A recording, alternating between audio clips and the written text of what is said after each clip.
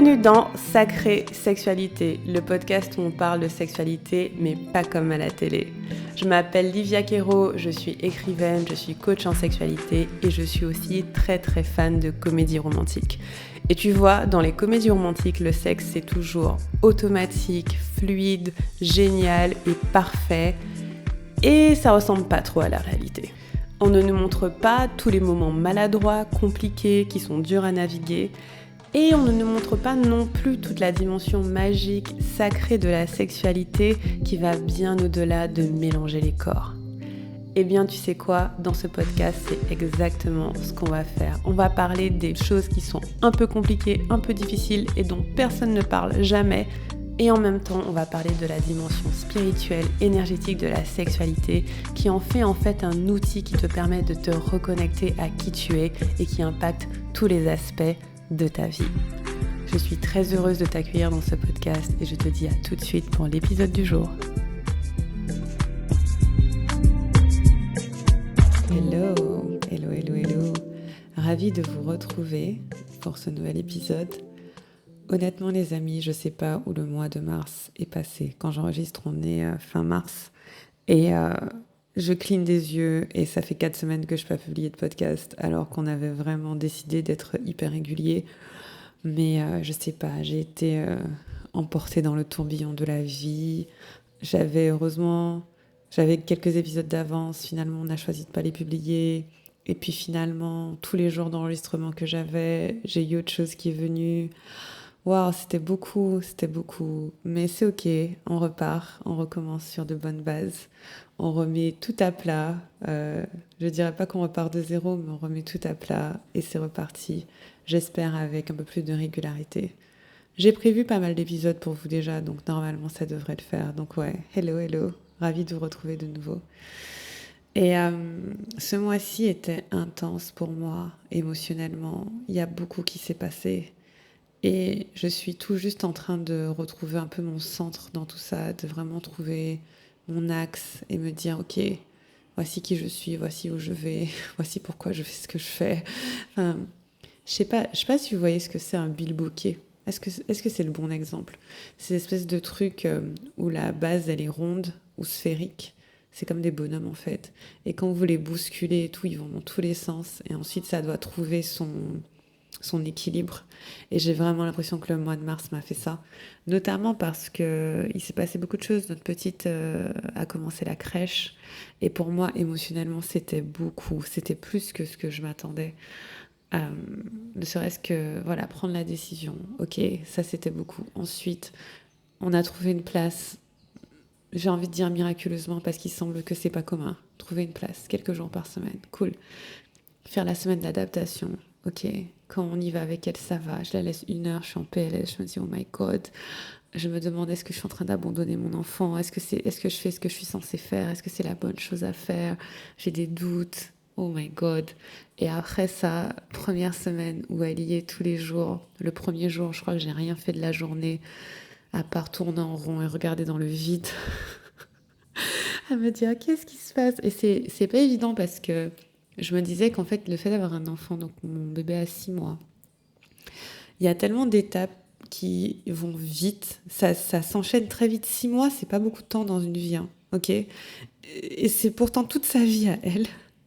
Mais 6 mois, c'est très peu de temps. Et pourtant, en 6 mois, j'ai l'impression d'avoir passé tellement d'étapes. C'est beaucoup, quoi. It's a lot. Et c'est important de se donner un peu de grâce, de se donner un peu de... Ok, on peut pas tout faire, tout gérer comme on avait envie. Parfois, on est un petit peu emporté dans le tourbillon de la vie. Et on doit prendre un temps pour souffler et faire ok, je retrouve mon axe. Et il y a tellement d'étapes d'adaptation. J'ai l'impression d'avoir passé au moins 4 ou 5 étapes d'adaptation avec cet enfant. Et c'est ouf. Et pas que cet enfant, avec ma relation, mon couple, ma famille, ma maison. Enfin, tellement de choses qui évoluent. Donc voilà, c'était beaucoup. Et maintenant, ça va mieux, la crèche. Elle kiffe. De toute façon, elle kiffait du premier jour. C'est que moi qui étais en PLS. Mais genre, littéralement, j'avais des crises d'anxiété. Enfin, c'était chaud. Mais là, ça va mieux. Et je la sens bien heureuse, je la sens en sécurité. Moi, ça me donne de l'espace, bien sûr, pour travailler, mais j'essaie de pas trop travailler non plus, de me reposer. parce que c'est ça aussi, hein, quand tu as du temps libre, c'est pas que pour bosser, me reposer, faire des choses qui me plaisent, étudier, parce que j'adore étudier des nouvelles choses, et voilà quoi. Mais ouais, c'était beaucoup. On a aussi des travaux qui ont été faits dans la maison. On va avoir un jardin. Alors ça, c'est un truc pour lequel j'ai prié depuis des années, parce qu'autour de la maison, il y avait du gravier. Et parce qu'en fait, bref, je raconte ma life, mais pour les propriétaires, c'était plus pratique. Et nous, on avait trop envie de gazon. Et on leur a dit, ben, en fait, maintenant qu'on a un bébé, on préférait avoir de l'herbe parce que bah, on veut pas qu'il bouffe des cailloux, quoi. Et donc, du coup, ils ont été d'accord. Donc, on a commencé les travaux et tout. Mais c'était beaucoup. À chaque fois, c'était retardé. Vous savez comment c'est les travaux? Ça se passe quasiment jamais comme c'est prévu. À chaque fois, c'était retardé. Euh, bon, maintenant, ça y est, le gazon est semé. Mais on a un tas de mauvaises herbes. Franchement, j'habite en Guadeloupe, ok? On dirait qu'on est au bord d'une rivière, tellement il y a des mauvaises herbes. Il y a des mauvaises herbes partout. Mais pour l'instant, on doit laisser. En fait, c'est ma mère la pro de, du paysagisme. Elle m'a dit de laisser parce que les mauvaises herbes protègent le gazon qui pousse en dessous. Très bien. Donc on laisse, mais j'ai l'impression d'être dans la nature sauvage. Et il y a de la terre partout. Je raconte toute ma vie pour le plaisir de vous raconter ma vie. Et on a des chiens. Et en fait, dès qu'il pleut un peu, ils mettent de la boue partout. Et donc, du coup, on est dans le process d'apprendre aux chiens à ne plus rentrer dans la maison. Et je peux vous dire qu'ils n'aiment pas du tout ça. Parce qu'ils ont trop l'habitude d'être avec nous et tout. Et donc, c'est nouveau pour eux. Et laisse tomber, on n'essaie même plus de nettoyer l'extérieur parce qu'à chaque fois, tous les matins, c'est ressale. Donc voilà, it was a lot, c'était beaucoup. Et ouais, puis beaucoup de boulot aussi ce mois-ci, beaucoup de travail avec mes clientes parce que il y a plusieurs phases de la formation que je voulais mettre en œuvre là en début d'année. Et, euh, et donc c'était beaucoup à leur transmettre. Notamment, j'ai inclus dans mon programme Sacrée Sexualité toute une partie sur le trauma, une partie un peu plus technique, une partie un peu plus scientifique et pour que les gens, les participantes comprennent comment fonctionne le trauma, comment l'apaiser dans le corps, comprennent les techniques somatiques qu'on utilise et tout, pour que ce soit vraiment clair pour elles, pour que quand elles fassent le programme, ce soit en sécurité. Donc si vous nous rejoignez, si vous n'avez pas encore rejoint, si vous nous rejoignez dans le programme, là il y a toute une partie qui s'appelle du trauma à la joie et qui est vraiment là pour apprendre à non seulement réguler son système nerveux, mais aller au-delà des déclenchements pour aller vers un apaisement qui est plus pérenne. Et ouais, donc ça, c'était beaucoup à préparer, beaucoup à délivrer. À chaque fois que je croyais que j'avais fini une session, en fait, je réalisais qu'il y avait autre chose que je devais rajouter. Donc, j'ai rajouté plusieurs sessions supplémentaires. Enfin bon, c'était intense. Et des fois, c'est important de reconnaître qu'on traverse une période un peu intense. En plus, là, bon, j'y connais rien en astrologie, ok, il faut pas me poser trop de questions, mais j'ai des copines qui sont fanats d'astrologie. Mais en plus, là, je comprends que on est dans un renouveau. Il y a eu le solstice, il y a des éclipses cette semaine. C'était la nouvelle année astrologique il y a une semaine ou deux. Et c'était vraiment, de ce que j'ai compris, un moment de nouveau départ. Et je l'ai senti. Tout ce qui se nettoyait, tout ce qui n'avait plus lieu d'être, tout ce qui devait s'arrêter, s'est arrêté. Et je sens qu'on me demande de recommencer. Et c'est de ça dont j'ai envie de parler aujourd'hui, d'avoir cet état d'esprit un peu de débutant, un état d'esprit d'humilité, de se dire je ne sais pas tout, probablement que je sais vraiment rien. Et si je repars de ok, je suis tout neuf, qu'est-ce que ça donne? Donc ouais, c'est un peu mon état d'esprit de ces derniers jours, c'est vraiment celui d'humilité, l'humilité du débutant, ok? Parce que c'est très facile d'être en position de se dire je sais tout, j'ai tout compris, j'ai les réponses à tout. Et récemment, je tirais les cartes. J'aime bien de temps en temps tirer une carte de tarot. Alors, encore une fois, j'y connais pas énormément, mais je connais assez parce qu'on m'a fait beaucoup de tirages à une époque de ma vie. Et j'ai tiré le fou. J'en ai parlé un peu dans ma newsletter. Si vous n'êtes pas abonné, je vous invite à vous abonner. C'est là où je raconte les choses un peu plus du quotidien. Et le fou, en fait, c'est une carte que les gens n'aiment pas trop parce que c'est la carte du début, c'est la carte zéro. C'est la carte de bah, je démarre en fait, donc je suis pas encore arrivée à la carte, à la roue de la fortune, qui est l'une des dernières cartes. Je suis pas encore voilà, en train de récolter les fruits. Non, je suis au tout début. Et, euh, et j'aime bien cette carte parce que franchement, elle résonnait de fou avec moi parce que pour moi, le début, c'est l'espoir. Le début, c'est je n'ai pas toutes les réponses, mais il y en a. Et donc, je vais les trouver. Et c'est aussi l'impulsion de l'intuition. C'est-à-dire que quand on n'a rien de concret, de construit, de mis en place, qu'est-ce qu'on a? On a le désir, on a l'appel de l'âme, on a un instinct. Il y a quelque chose quand même qui nous pousse à aller dans une certaine direction. Et pour moi, ça, c'est cool. Franchement, j'aime cette énergie-là de me dire, ok, y a, je peux créer, je peux faire, il y a des réponses à mes questions. Et c'est pas grave si j'ai pas tout maintenant, parce que je suis au début du chemin et je reconnais que je suis au début du chemin. Et je trouve que c'est sympa de temps en temps de se replacer avec ce regard de débutant. Parce que quand on se place avec ce regard de débutant, on découvre des nouvelles choses qu'on n'aurait pas découvertes avant. Par exemple, on a plus de curiosité. Parce que je sais pas si vous réalisez, mais quand voilà, vous avez déjà de l'expérience, vous avez déjà vécu des choses, vous avez déjà observé des choses, on va être un peu figé dans nos façons d'être et de faire, dans la façon dont on observe la vie. On va avoir des réflexes, on va avoir voilà, des valeurs bien ancrées, mais même des opinions sur comment les choses sont censées être. Et c'est un peu le penchant de l'expérience, entre guillemets. C'est que t'es un peu... voilà, t'as tes habitudes, t'as tes façons, t'as tes convictions, t'as tes trucs où c'est hyper clair pour toi et limite tu sais que tu vas pas bouger sur ça. Et te remettre dans l'humilité du débutant, c'est te donner l'opportunité de découvrir encore autre chose en fait, de réaliser que waouh, j'avais pas vu ça de cette façon-là, waouh, je pourrais voir les choses différemment. Et pour quelqu'un comme moi qui suis passionnée de sexualité et qui ai appris, lu, expérimenté, accompagné beaucoup sur le sujet, bah c'est super cool de me dire qu'en fait, je peux recommencer avec un regard de débutant et être émerveillée de nouveau et apprendre de nouveau. Et c'est trop bien, enfin, je trouve ça hyper excitant. Et aujourd'hui, j'ai envie de vous parler de comment ça peut s'appliquer dans votre sexualité à vous, du coup. Comme je disais au début, j'ai une petite fille, elle a 6 mois. Donc 6 mois, c'est très court, hein. C'est énormément de chamboulements en très peu de temps. Et je vois que ça me force à regarder beaucoup de choses différemment. Ne serait-ce que des choses qui étaient très acquises, comme mon organisation du quotidien, c'est différent. Et par exemple, dans la sexualité, j'étais en train de me dire l'autre jour, avant, je me réveillais, il y avait mon compagnon à côté de moi, et si on voulait, on pouvait faire du sexe ou pas. Genre, c'était un choix qui était là, qui était présenté sur un plateau. Maintenant, il y a notre bébé entre nous deux. On fait pas de sexe quand on se réveille. On la réveille, on joue avec elle, on fait autre chose. Mais ne serait-ce que ça, c'est un changement. Et ce changement nous remet à zéro dans notre organisation, dans notre façon de faire. On doit réinventer un peu comment on fait les choses. Donc, ne serait-ce que ça, un truc très basique comme trouver le temps, l'espace, d'avoir des moments intimes, c'est tout à réinventer.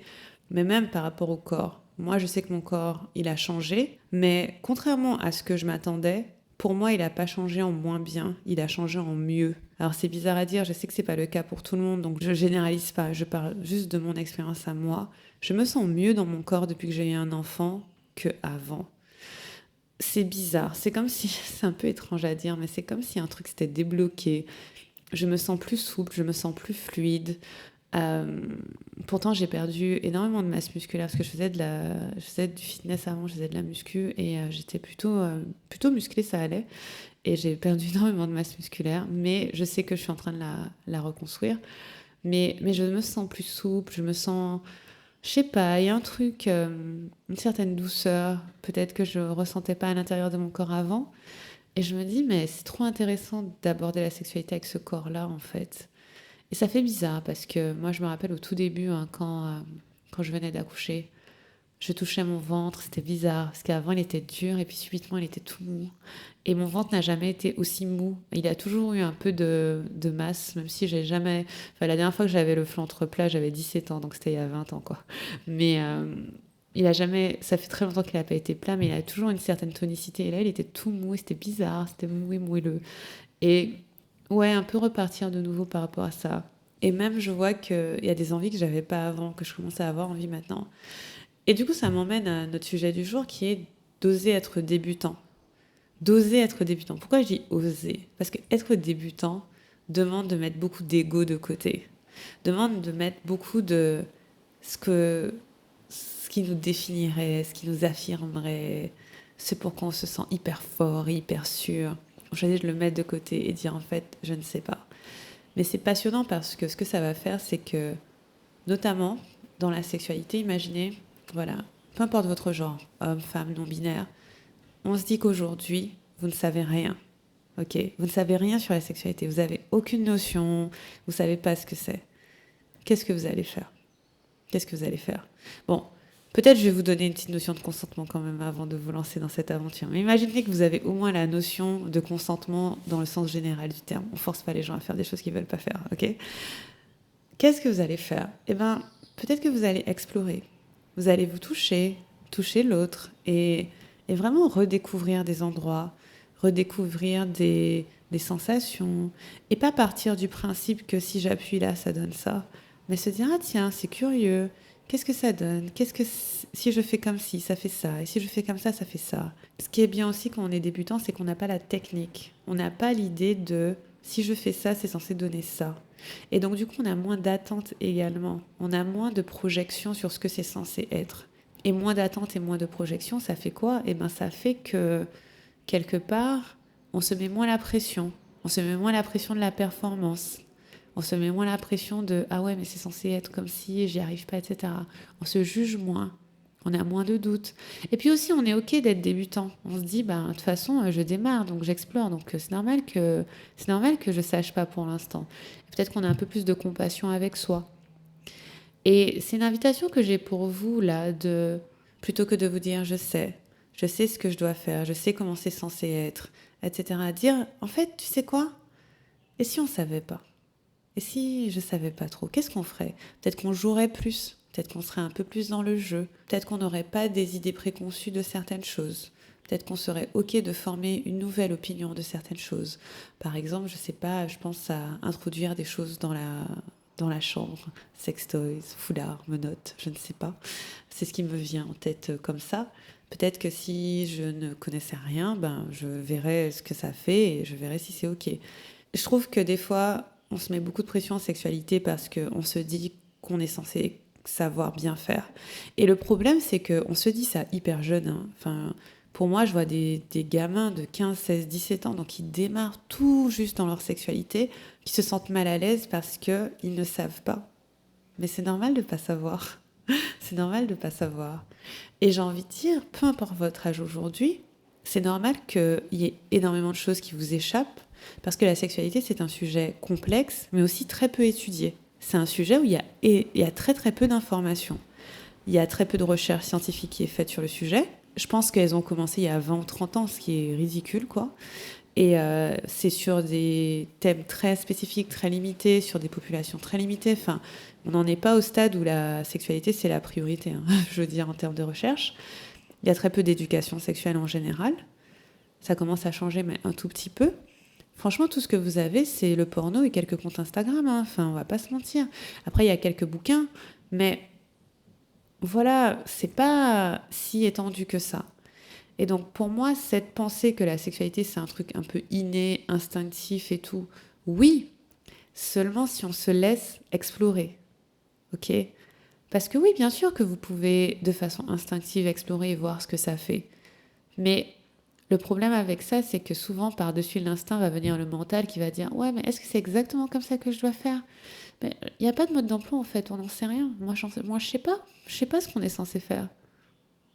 À part, comme je vous disais, consentement, respect mutuel, bienveillance, amour, enfin des choses qui sont l'humanité de base, quoi. Le sexe, c'est le sexe, quoi. On fait comme on peut avec ce qu'on a, je sais pas. Et voilà, donc c'est mon invitation pour vous de regarder ce que ça ferait si vous aviez l'humilité du débutant et de vous dire que c'est OK si vous n'avez pas toutes les réponses et c'est OK si vous êtes encore au stade où vous explorez, vous essayez de comprendre.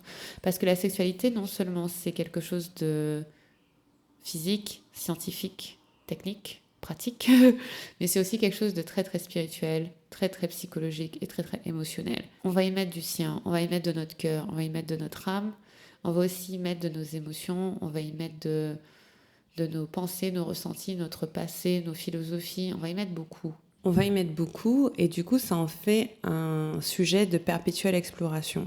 Plus on en apprend sur la sexualité, plus on réalise qu'on ne sait pas grand-chose. Parce qu'en plus, plus on apprend sur la sexualité, dans mon cas par exemple, plus j'en apprends sur les dynamiques humaines, et plus je réalise à quel point c'est complexe.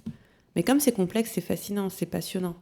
Moi, mon métier, il touche à l'anatomie, il touche à la psychologie, il touche à l'anthropologie, il touche à la sociologie, il touche à tellement de sujets différents qui font que qui je suis pour dire que je sais tout. Ce serait vraiment arrogant de ma part parce que non seulement ce serait arrogant, mais ce serait dommage parce que du coup, je me couperais de toute l'immensité de ce que je peux apprendre et que je peux aider à découvrir. Et donc pour moi, vous avez cette découverte personnelle à faire par rapport à vous, par rapport à vos ressentis, vos émotions, votre corps, comment il fonctionne, etc., comment il réagit. Et puis il y a des découvertes personnelles, mais qui portent sur le tout, l'ensemble, les relations, les interactions, nos communautés, les groupes dans lesquels on vit, dans lesquels on interagit. Enfin, c'est hyper intéressant. Et donc du coup, voilà, c'est mon invitation pour vous aujourd'hui. Vraiment avoir le courage de dire je ne sais pas, avoir le courage de dire j'explore, je veux découvrir avec toi, j'aimerais bien savoir comment ça fonctionne, j'aimerais bien savoir comment ton corps fonctionne, comment le mien fonctionne avec le tien, j'aimerais bien savoir ce qui nous fait du bien, j'aimerais bien découvrir ensemble. Et pour moi, ouais, je trouve que c'est une chouette façon de voir les choses, que je ne vous impose pas bien sûr, mais voilà, comme je disais, c'est une invitation. Et c'est celle avec laquelle j'entame cette nouvelle année astrologique, cette idée que je ne sais pas. Parce que je vois les biais que ça me fait, le fait de me dire que je suis censée savoir, ça met une énorme exigence sur moi-même et je pense que ça m'enlève de la légèreté. Là, je parle pour moi personnellement, il y a plein de sujets sur lesquels ça fait des années que je bosse, ça fait des années que je fais ça fait des années que je vois certaines choses. Et donc du coup, forcément, des fois je me sens coincée, mais je me dis mais pourquoi ça a marché il y a tant d'années et ça fonctionne pas là? Ben, c'est normal, ça a changé. Et donc du coup, comme le monde change autour de moi et que la vie change et que les énergies bougent, etc., ben moi aussi je dois être capable de bouger. Mais si je bouge, ça veut aussi dire que je suis OK avec repartir de zéro ou bien peut-être juste une marche un peu plus bas et de me dire OK, vas-y la vie, montre-moi ce que je peux découvrir de nouveau. Et je trouve ça excellent. Je trouve qu'être un perpétuel apprenant, c'est vraiment riche en fait. Ça fait une vie vivifiante, ça fait une vie où on est tout le temps stimulé, où on s'émerveille, où on apprend. On est un peu challengé aussi, mais comme on est dans cette démarche d'apprentissage, eh bien c'est OK, parce qu'on se dit OK, ben chouette, je peux peut-être voir les choses différemment, faire les choses différemment. Voilà les amis, c'était mon message pour vous aujourd'hui.